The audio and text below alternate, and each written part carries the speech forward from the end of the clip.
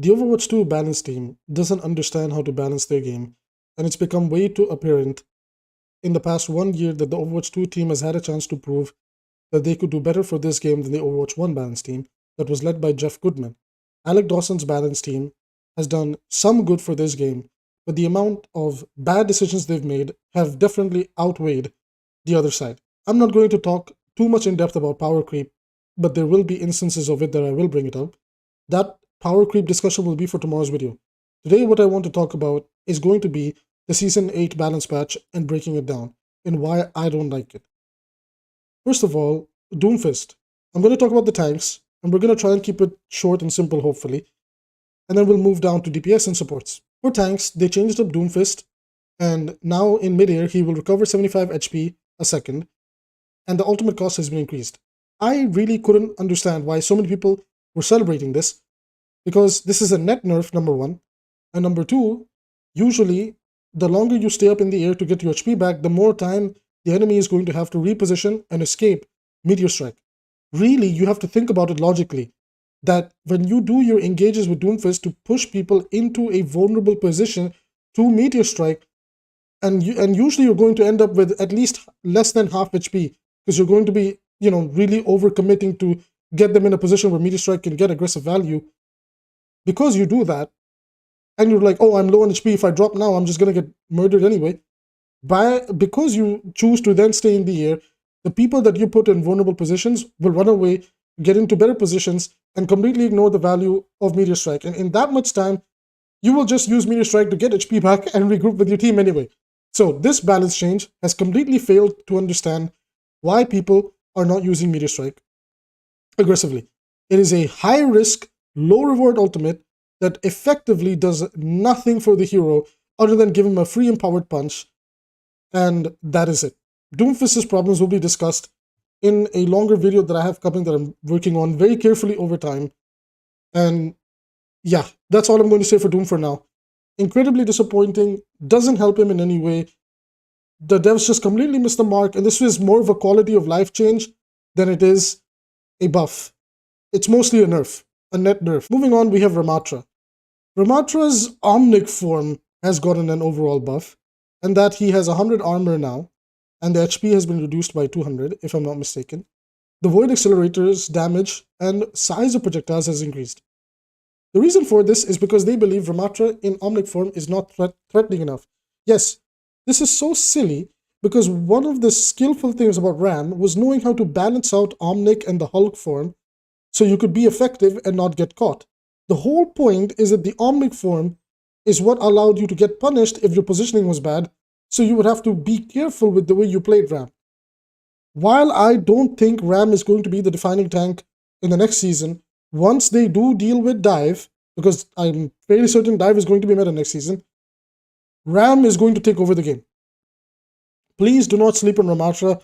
These changes coming to his Omnic form are very scary, because if he can be a threat and tanky in Omnic form and Hulk form, the windows of opportunity to punish Ramatra are going to be very little. Moving on, we have DPS. 76 Biofield got a cooldown increase to 18 seconds from 15.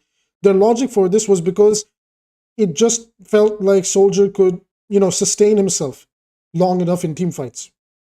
First of all, nobody's complaining about 76 Aaron Keller. And second of all, if the healing is the problem, if you yourself openly admit that the sustain is the problem that he gets in these fights with the team, why don't you just revert the heal buff you gave it from 40 back to 30? What is increasing its cooldown going to do? This increasing cooldown garbage is ridiculous, because it's still going to achieve what it wants to achieve, the cooldown I'm talking about, and then increasing the cooldown just makes it feel unfun to play with, because the hero just feels clunkier.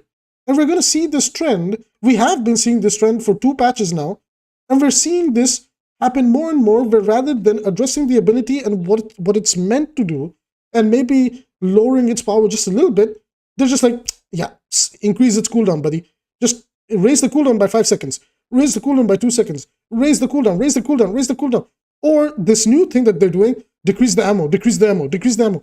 Why are you punishing people from enjoying a hero? Why are you doing this? Why do you keep going for the reduce the ammo or increase the cooldown route it just makes the hero feel worse to play.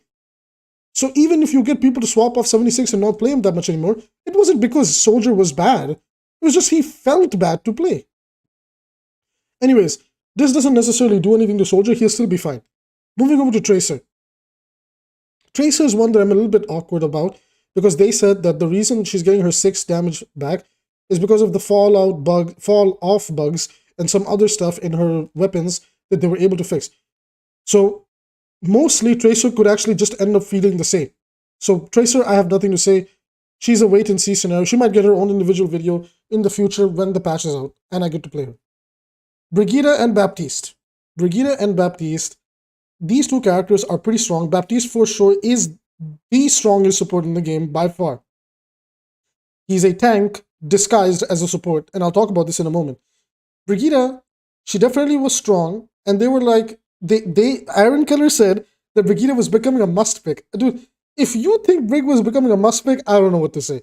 Brig is strong in niche scenarios with certain compositions, with certain objectives. If all of those things get a tick mark, then Brigitte excels at her job as the ultimate babysitter support in the game. And enabling dive or disabling dive if you're playing her in anti-dive comps, if you want to play her in anti-dive comps. The nerf that they gave her was that they reverted her whip shot from 80 to 70, the damage on it. Here's the funny thing. This nerf does absolutely nothing. It keeps Brigitte strong, and it was just an excuse for them to have something there. Because they like buffed this for no reason like a season ago, and I remember I reacted to it. I was like, why? This is the most random change, you know? And to the Brigitte players that are like panicking about this, for the love of God, calm down, man. She's still going to be incredibly strong. Like people do realize that Brig was in the meta in the whole Winston Sombra Tracer dive with Ana before she got the whip shot changes too, and before she got the rally changes too, right? Right? People just don't understand this game, man, and they don't know how to play it. It's depressing. Anyways, whip shot change does absolutely nothing. Brigitte will be fine. Don't worry about it. If you're a Brigitte player, you will be okay. However, I am saving 2 changes for the end. 3 changes that I didn't talk about. My apologies. I kind of skipped over some of them because these are the game-changing ones. Number 1, Winston is going to ignore armor damage reduction now with this Tesla cannon. This is such a joke because the idea here, Aaron Keller was saying that the reason they did this to Winston is because of the fact that if he has to duel a tank, or if he's doing he said that up against a tank, Winston it just gets pressured by them, but that's by design. But they're going to give him a little bit more power in Tesla cannon. Now, what they don't understand is this is absolutely nothing against tanks because tanks have a massive HP pool. Do you know who this is going to be really effective against? Brigitte. Brig, the character that was designed to counter dive one way or the other, is now going to get shit on by a dive tank. By Winston.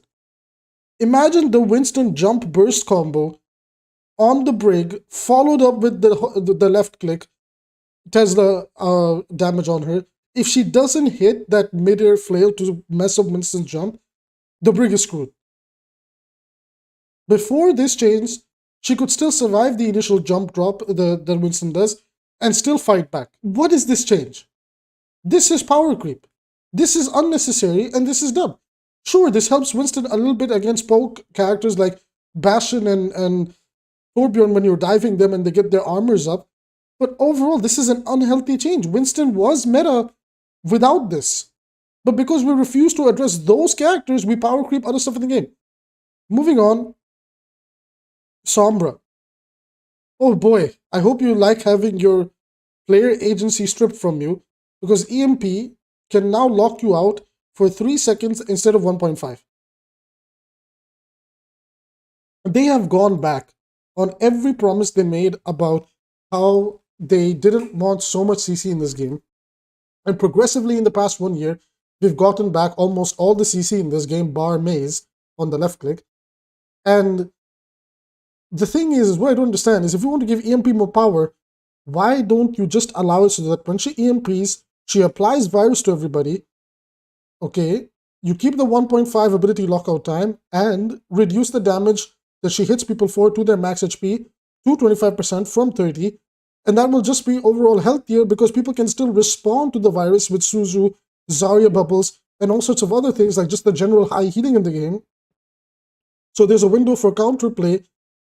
However, because the virus can stay on the people on different targets, it allows the Sombra to feel like she can do a lot of damage and follow up on her EMP by herself if she EMP'd a little bit, you know, how do I say this? Like, if she did an EMP that isn't necessarily an EMP that benefits her team, if she just did it for herself, she can follow up on her own play, on people that she might have caught off guard. But we don't do that. We're like, no, instead of something like that, that would be healthier, we'll just strip the player from playing the game. 3 seconds, you're a headless chicken. Welcome to Overwatch. We have learned nothing from the past 6 years. Baptiste has a plethora of problems, and they still didn't address any of it. He is a tank hidden in the support role. He has 3 HP bars. I don't have to explain why and how that works. If you don't know till now, please go play the game and understand how it works, or get out of silver.